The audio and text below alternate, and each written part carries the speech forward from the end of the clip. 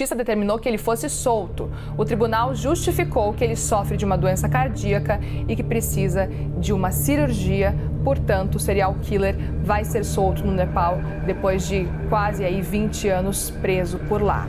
A chocante história de um assassino que ficou conhecido como Serpente. Mas por que Serpente? Hoje trarei mais uma vez uma história macabra, sinistra, cheia de crueldade e lendas urbanas. E o nome e que talvez vocês não conheçam: Charles Sobrage, seus vulgos Serpente ou o assassino do biquíni. Mas antes de continuar essa história, aproveitem para fazer a inscrição e ativar a notificação. Fique atento até o final do vídeo, vocês não se arrependerão, eu prometo.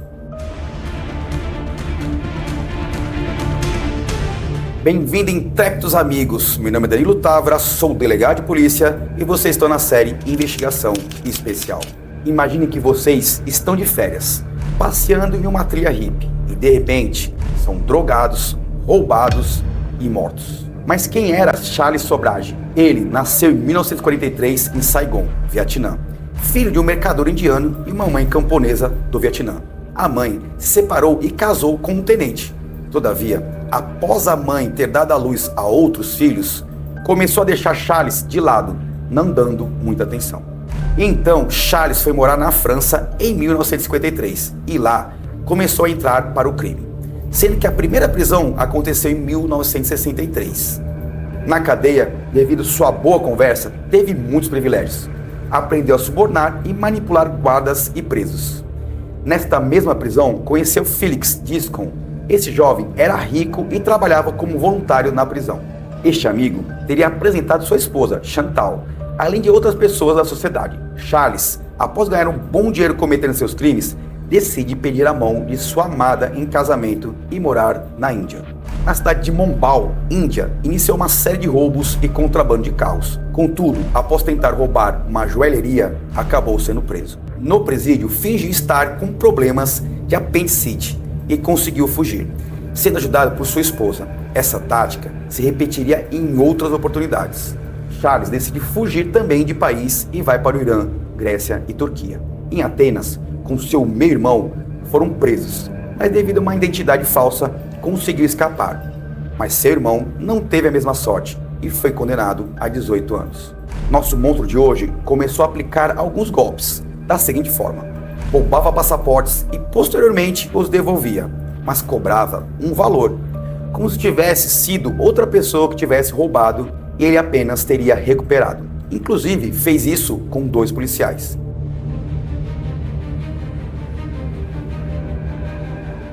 Provavelmente, seu primeiro homicídio foi uma mulher conhecida como Jenny. Ela foi encontrada afogada em uma praia na Tailândia e usava um biquíni florido.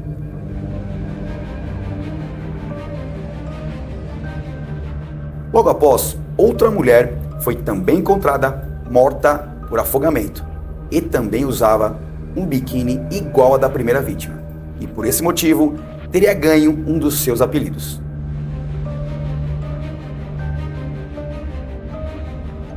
Um casal de holandeses foram encontrados estrangulados e queimados em 16 de dezembro de 1975. Mas por causa destas mortes, um diplomata teria começado a investigar. No Nepal, Charles e sua namorada mataram mais 2 pessoas, pegando seus passaportes e novamente fugindo. Entretanto, em uma de suas fugas, foram presos em Bangkok, mas as autoridades os soltaram, dizendo que atrapalharia o turismo.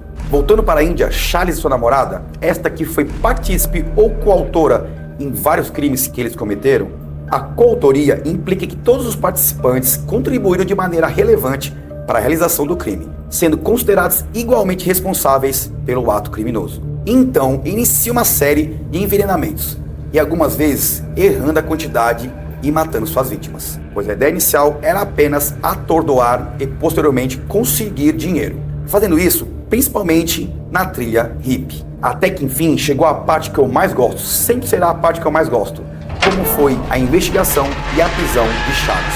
Na época, o diplomata holandês Herman Nippenberg liderou os esforços para capturá-lo, sendo que após a morte do casal holandês, começou a investigar e pediu para que uma dentista, sua amiga, fosse até o necrotério verificar a carga dentária de um dos corpos encontrados carbonizados. Ao chegar no necrotério, relata que nunca mais esquecerá o cheiro dos corpos.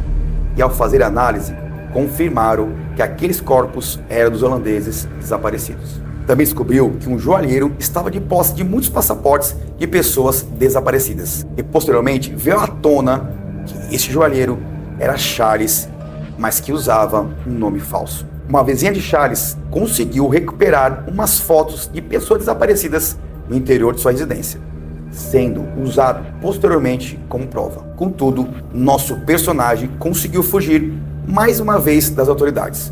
Porém, o diplomata entrou em contato com a Interpol e conseguiu emitir um alerta internacional. Um dos alertas internacionais é a notificação vermelha, e é o mais comum e mais conhecido. É uma solicitação para localizar e prender uma pessoa para fins de extradição. Preso novamente e após orquestrar uma fuga mirabolante, iniciou uma festa de seu aniversário, chamando os guardas para participarem, mas acabou drogando a todos e conseguido fugir. Mas poucos sabiam que a sua estratégia era ter a pena aumentada. Entenda, na Tailândia existe a pena de morte e lá ele era procurado. Ao acabar sua pena na Índia, ele seria extraditado para esse país e com certeza seria morto. Então ele pensou no seguinte: vou fugir e fugindo minha pena será aumentada mais 10 anos. E foi exatamente o que aconteceu. Ele voltou para a cadeia e prescreveu o crime lá na Tailândia. A prescrição é um conceito fundamental na ideia de que, após um certo período, a necessidade de aplicação da pena perde a sua relevância e a sociedade já não tem mais interesse na punição. Em fevereiro de 1997, com 50 anos, recebe o alvará e vai para a França. Porém, no ano de 2003, volta para o Nepal. Porém, foi reconhecido por um jornalista que avisou as autoridades e ele foi preso novamente, sendo sentenciado à prisão perpétua. Seu vulgo Serpente ocorreu devido às suas inúmeras fugas em diferentes países. Ao todo, Sobrad admitiu pelo menos todos os assassinatos entre 1972 e 76. No entanto, ele já ensinou ter cometido outros homicídios para entrevistadores, antes de retirar as confissões por conta de novos processos. Vale ressaltar que muitos dos seus casos estão sem solução até hoje. Porém, em 21 de dezembro de 2022, conseguiu convencer as autoridades que sofria de uma doença cardíaca, sendo que a Suprema Corte do Nepal ordenou sua libertação da prisão, após ele cumprir 19 anos, sendo ordenado a deixar o país em 15 dias e voltar para a França. Sua companheira, que também foi condenada, morreu em uma prisão na Índia. Em casos como este, é sempre bom lembrar das vítimas e da necessidade de sempre fazer justiça, assim como tentar entender como funciona uma mente criminosa e, desta forma, conseguir se antecipar aos crimes. Chega ao fim mais um episódio da série Investigação Especial e espero que tenham gostado. Não esqueçam de fazer sua inscrição, dar o like, compartilhar e também comentar quais casos vocês querem que eu traga. Um grande abraço e permaneçam com Deus.